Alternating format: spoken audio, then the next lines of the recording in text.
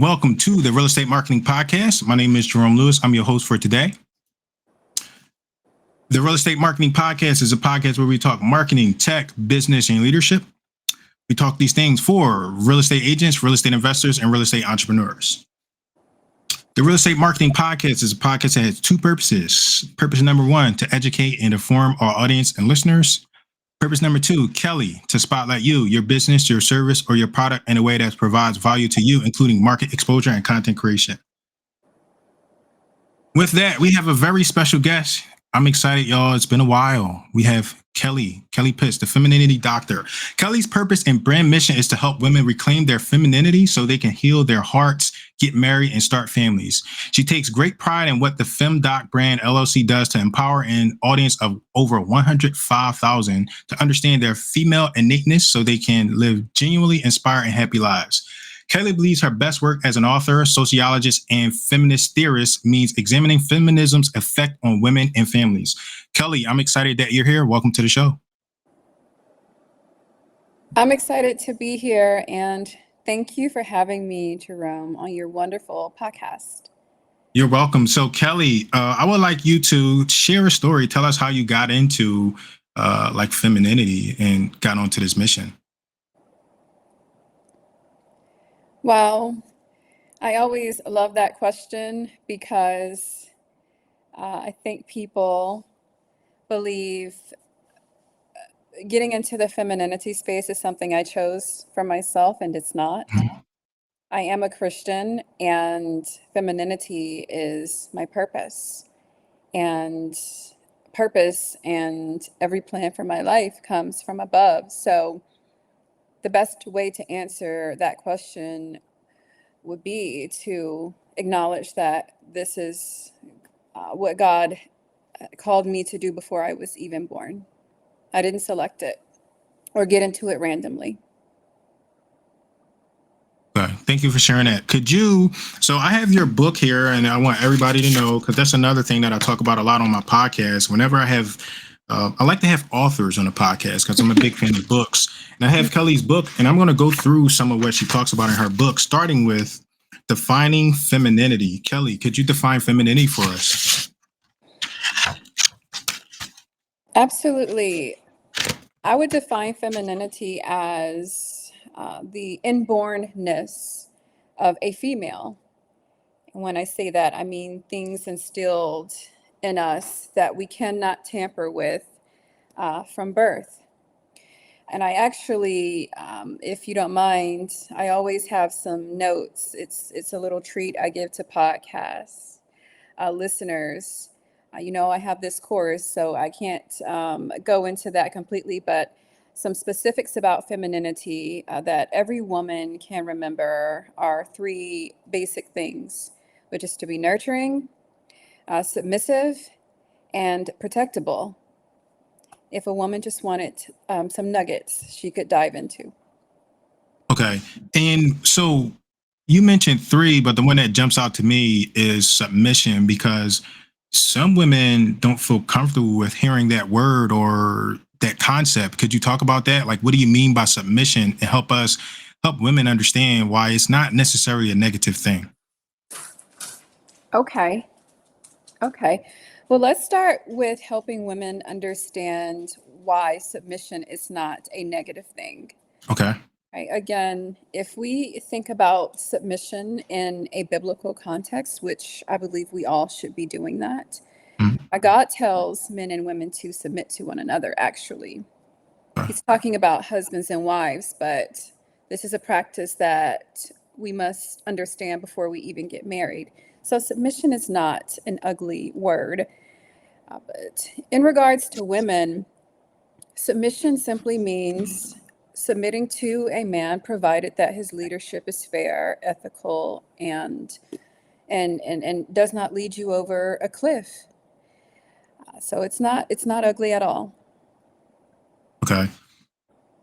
So I'm going through your book. We define femininity, and there were a few things that jumped out to me.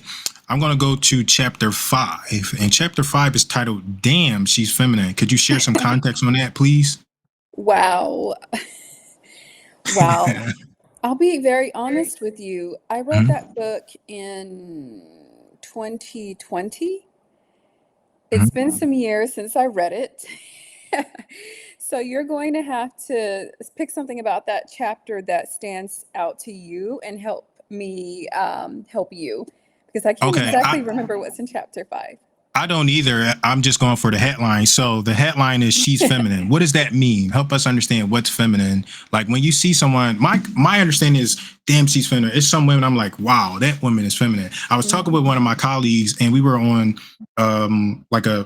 like another business call, and this woman hopped on and she was giving all of this input and advice, and she was just acting very feminine, is what I see. So I want to hear you give your context on like what's feminine, because it can be confusing on understanding what femininity is. So does that make sense?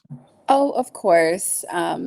So when we think about femininity, we can really, and when we look at someone who radiates femininity, usually it's two things that we're looking at, right?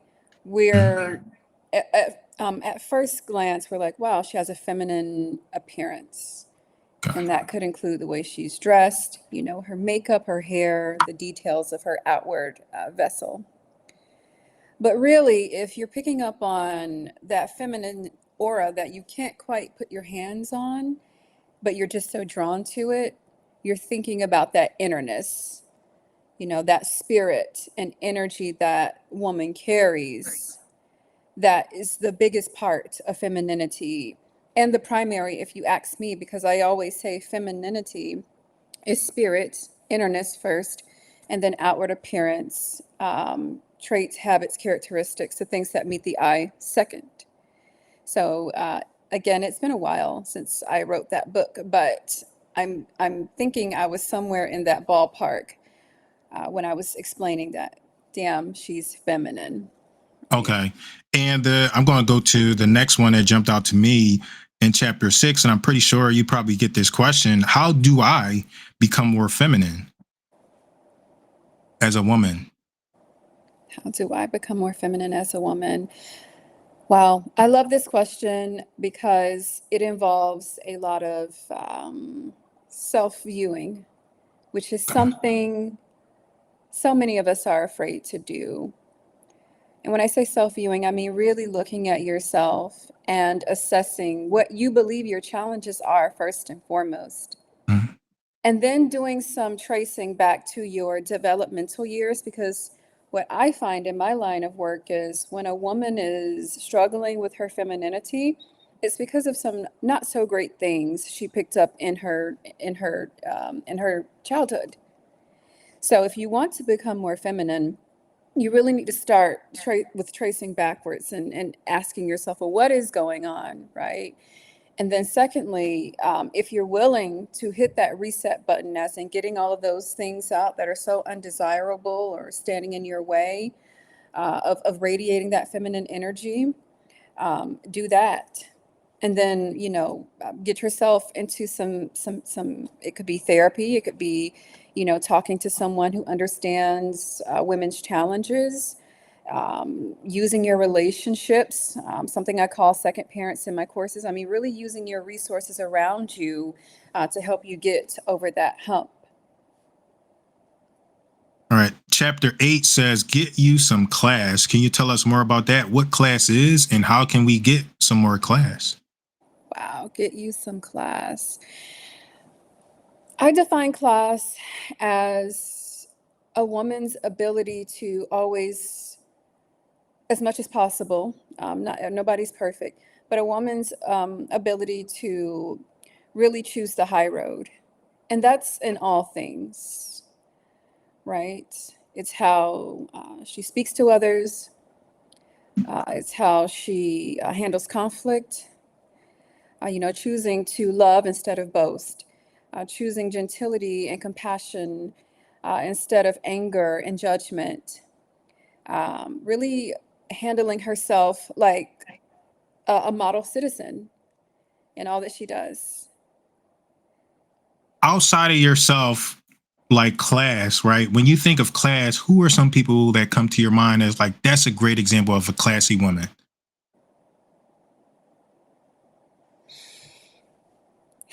Today, I think it's a little bit harder to give mainstream examples of Okay. that. But if I could give a mainstream example, I think Felicia Rashad is a great example of Okay. class. I think Angelina Jolie is a great example of class. Okay. And then obviously I know some people in my personal life, but I know this is a podcast, so people want to identify with the examples. Okay. And I think you're a good example, so they Thank can check you out. you. And you have some I'm not sure, but you have some courses. You got books. Do you have the store? Do you still have the course going? I do. I do. I have Can the you tell course. us about the course and how we can get access to that? Oh, absolutely. So, my Feminine Core Blueprint series has officially replaced my very first course, which was the Holy Trinity of Femininity. Okay. Um, that Feminine Core Blueprint series is broken up into two parts. The first part is the fundamentals course, and the second part is the expanded course. The reason I broke the course up into two parts is because um, so many women want to understand how to become more feminine. They just want to jump to, the good stuff. I want to understand men. I want to understand how to how to radiate that feminine energy, how to dress more feminine, how to look sexy. They want the appearance of it all, right? Hmm. But what I tell women is, you're talking to someone who truly does care about you and wants you to understand that you can't put lipstick on a pig. What you want to do is address those inner challenges, because you can look as beautiful as is the most exotic and beautiful woman in the world. But if you don't address those inner challenges, that spirit that's keeping you from being nurturing, submissive, helpful, loving, and protectable, then you're going to be in for an uphill climb for as long as it goes on. So that first part of the Feminine Core Blueprint series is the fundamentals, helping you identify your challenges and how you can use your second parents, as in those relationships, those people who come into your life to hold the mirror up to your face and show you exactly where you're going wrong and what you can do about it. And then the second course, you start having a little bit more fun. I talk about masculinity from a biblical and a biological standpoint, because, men were made first. So your design, your desires, your your energy, it's primary, and then women were made second. That's not a bad thing. So I talk about, the femininity from a biblical and biological design in the second part. And how do we get access? How can we purchase or see the course? Oh, of course. So currently, you can only get the course through me by sending me a message or an email. I'm working on some back office things, so it's just easier that way. Okay. And I'm going to go back down through uh the rest of our before I go through the rest of our book. I want you to share, like, what made you write this book. What made you put the book together? Share with us the insights on, what, I'm going to write this book. What was that like? One day, it might have been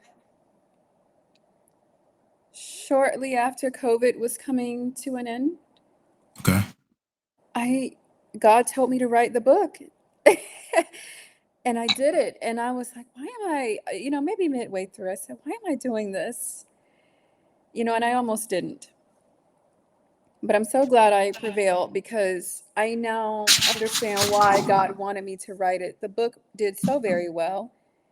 It touched women's hearts. It wasn't supposed to be a super sophisticated research-based piece like what I'm writing now, Hmm. but it challenged women to really think about who they are and what they have been doing wrong. It was a light and airy approach to women's challenges. So that's why God told me to write it. Thank you for sharing that. I have a quote that I got from one of my coaches. Version 1 is better than version none. I always like to share that because some people get caught up and they worry about, oh my God, it's not perfect and blah. And just because it's not perfect doesn't mean it can't impact people and change their lives. So that's something I want to give you. Like we have some conversations before. You're like, it wasn't my best work, and think about how many people it impacted, even though you created it and it wasn't perfect. So, including me, I'm not a woman, but I've shared your work with plenty of women, plenty of people. So, Thank you. then you're welcome. The next chapter 10, it says, be inviting and warm. Can you share some context on what you mean by be inviting and warm? Of course. When you think about femininity, it's really loving, Okay. right? Mm-hmm. It's it's the ability to draw people in with your sweetness, right? The ability to make people feel good, you know, from afar or up close. But today, I see so many women closed off, whether it be the nonverbal or the verbal aspect of their person. They don't, you, and I'm sure you can identify with this. You look at some women, you're like, I would never approach her, Mm-hmm. right? What I Yes. want women to understand by way of that chapter is you're, if you're trying to have this hardened constitution where I don't want to be approached, I don't want to be, you know, seen, or I don't want you in my space, you're missing the point of what a woman is. So that's what that chapter is about. Okay. Then right after there is a lot of people don't like this, not just women, but accountability. Could you share some insights on accountability and how we can use that to become better people? Of course. Wow, accountability is everything. How can you see yourself, right? Mm-hmm. Because we see ourselves by way of other people. That's why relationships are so important. How can you see yourself if you don't want anybody holding the mirror up to your face, Mm-hmm. right?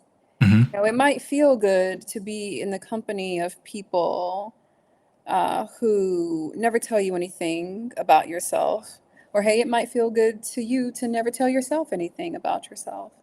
But you really do stay stuck like that. And women want so much.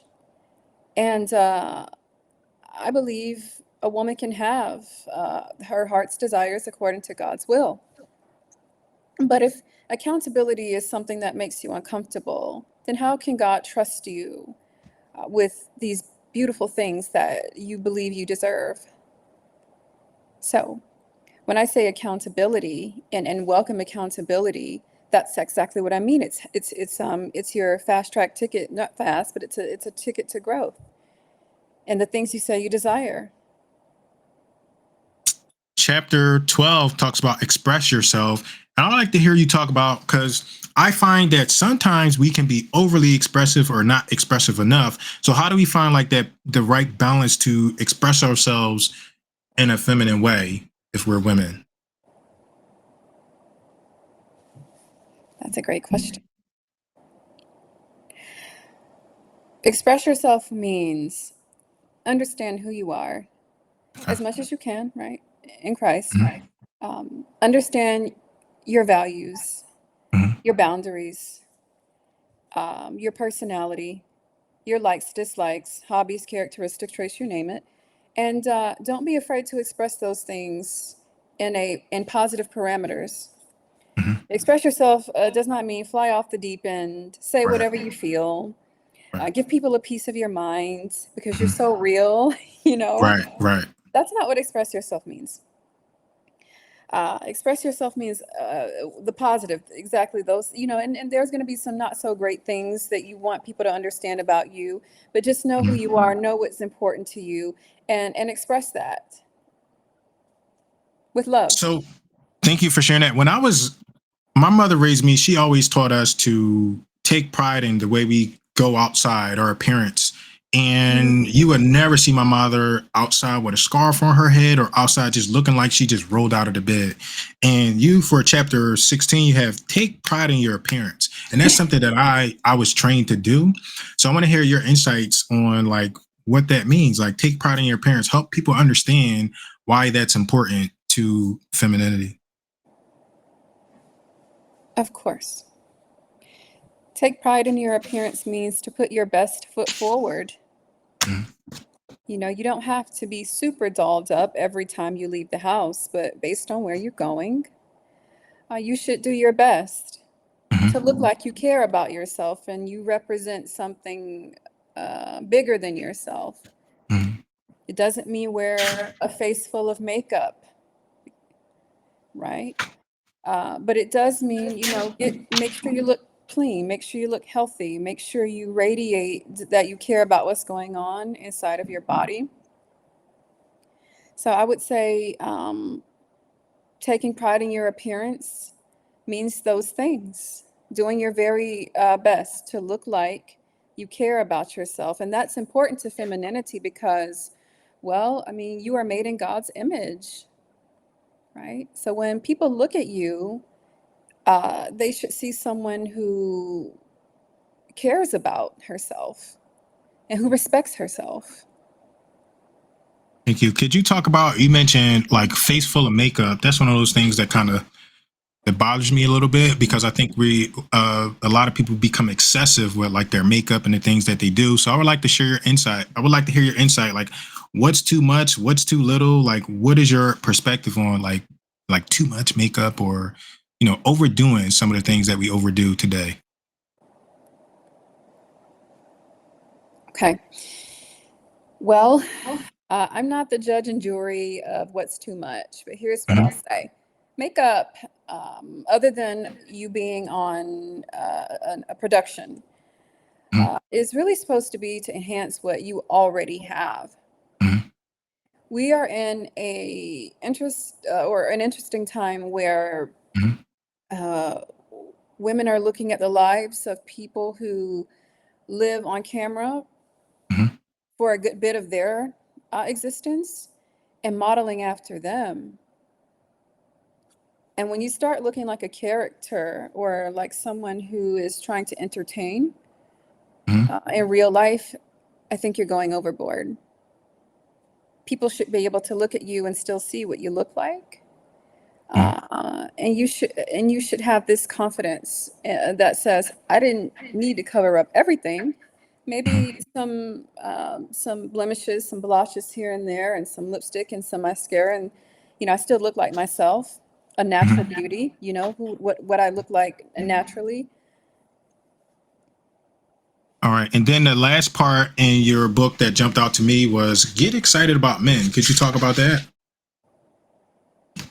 Of course. Well, oh man, I light up when I talk about men because we're becoming a society that is forgetting men, Yes. the providers, leaders, and protectors. Now, where will that lead us? You know, not to a great place. And, you know, as a feminist theorist, I study the mechanics of the women's movement and what it's truly about. So we have so many women in society today who really just don't like men. I mean, I talk to women quite a bit and just at the very surface of it, before I can even get in there, men are bad people. Men Mhm. suck, you know, they're oppressive, you know, all these things. And I'm like, listen, there are good men and bad men, just like there are good women and bad women. And you can have healthy relationships with men if you have a healthy relationship with yourself first. And not every man is a bad man because he didn't choose you, right? And so I tell women there's a way to not have this deep hatred for men. and fall for this feministic narrative that they're all inherently bad and you need to safeguard yourself, at all cost. Now, what you might want to do, and this goes for me too, even sometimes I even forget, get yourself some healthy boundaries. No matter how much you like a person, keep those boundaries in place. Take your time with people, be judicious, and respect yourself. And relationships with men can go well.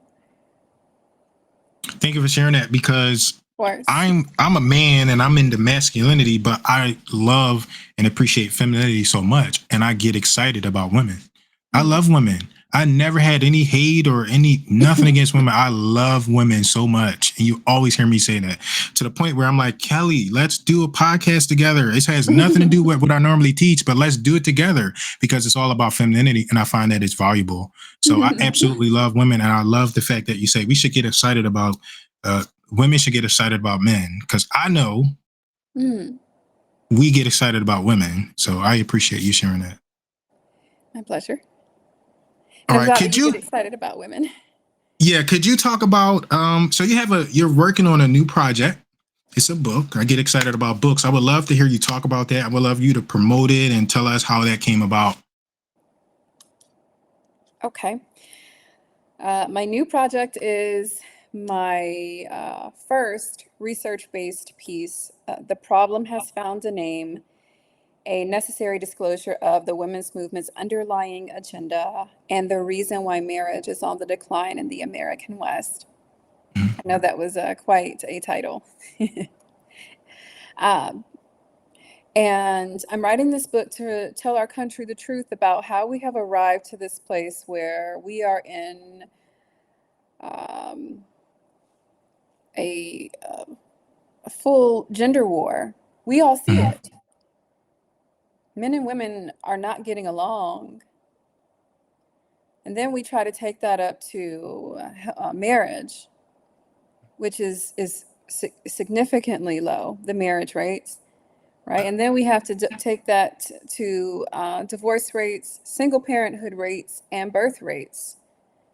The birth rate is the lowest it's ever been in the country. Yeah. And as a society, as far as relationships are concerned, we're not doing great.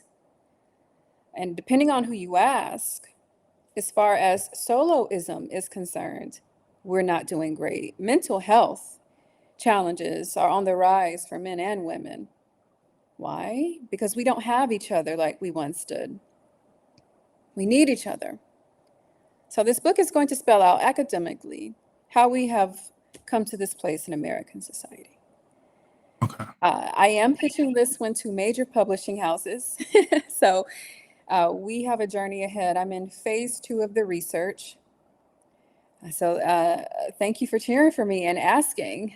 I'm really hoping for the best.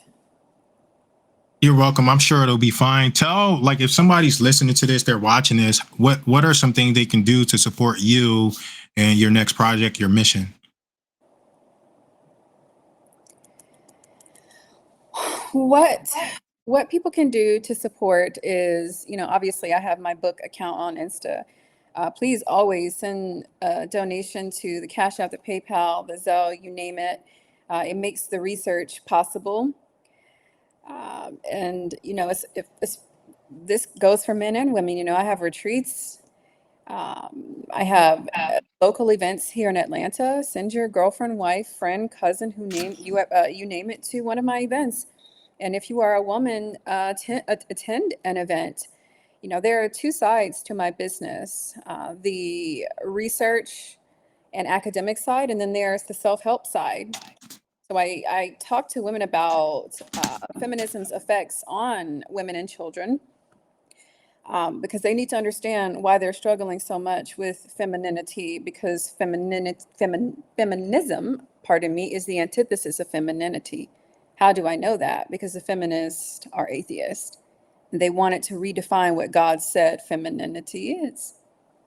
And then I have the self-help side, as I was saying, where I do these events that help women really reconnect to who they are, who God says they are. So that's those are great ways to support. And then of course I have the book on Amazon, and I have the courses.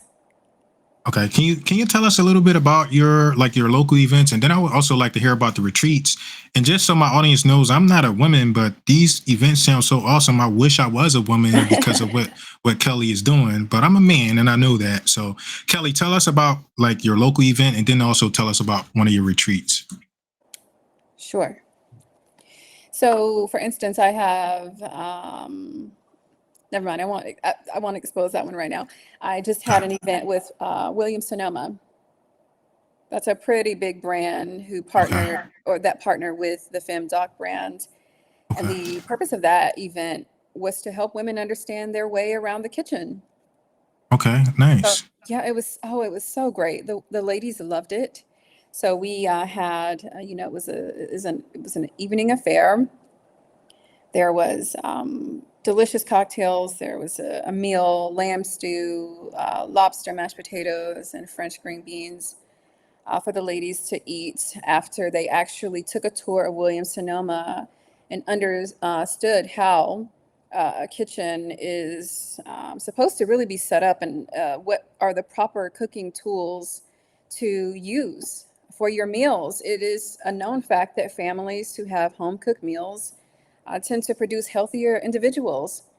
But you'd be surprised how many women cannot cook. They don't know their way around the kitchen. No one taught them. They don't know what proper utensils to use, and it can be quite a frustrating event. So I wanted women to understand that, and my events are all about that. Okay, I like that because I've had experience where I've had to teach how to cook and navigate, and I'm nowhere near as feminine as a woman, but I'm like, look, this is how you do this, and I'm like, why is it so hard to get us to understand this as a woman? I'm trying not to be but I've had those experiences. So to hear that you're putting on an event like that is very inspiring, and I didn't even know you had an event like that. That's beautiful. Mhm. Next, could you tell us about your retreats? I can. So usually retreats take place abroad, Okay. and they're a week. Some of them, well, yep, about 4 or 5 days. So some women would say a full week because they have to do Okay. things to prepare and get themselves to the destination. And it's where you really come and learn about femininity and masculinity too, in depth. It's a lot of emotional work. Day one of my last retreat in Mexico, most women came to tears, and they confessed things like, I've been in therapy for years and my therapist has not been able to pull that out of me or help me get to the root of what was going on. So, you're going to really get that inner shaking. But then there's a lot of fun to it as well because healing is messy, but it's not all doom and gloom. And you also have an opportunity to build that sisterhood and see another place. Because I believe that women should be exposed so they can be great conversationalists. So there's a lot to them. Thank you. Could you share with us one of your favorite success stories?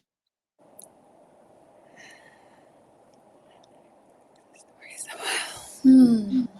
You have so many. No, yeah. At this point, you know what? I'll be honest with you because it sticks out to me. One of my favorite success stories was when Michelle Williams of Destiny's Child sent me a DM, and she said, "I have your book," and she said she wasn't that far into it at the moment, but it made her cry. Something I said made her cry when I was explaining my own challenges with, my upbringing. And it was such a big surprise, and it led to me being on iHeartRadio and great things. But to know that this book I was struggling to write and thought that was pretty silly at a point had inspired someone so influential and powerful. It was great. It was great. Thank you for sharing that, Keli. I'm going to get you out of here. Tell us how we can find out more about you online. I know you have a pretty decent brand on Instagram. Share with us how we can get access to you and learn about what you're doing. Wonderful. Well, currently my site is, I'm still deciding on a creative direction for that. That's a big challenge for me, Okay. actually, creative direction for websites. But you can always send me an email to info@thefeminityDoctor.com. Mhm. I'm on Facebook, so those that platform has a message option. So there's Instagram, which is my primary playground. So you can send a DM, and then you can join my email list. All of those options are in my link trees on my social Okay. media sites. All right, Keli, this has been exciting. I appreciate you so much. Thank you for your time today. I'm going to close this down. All right. My pleasure. All right.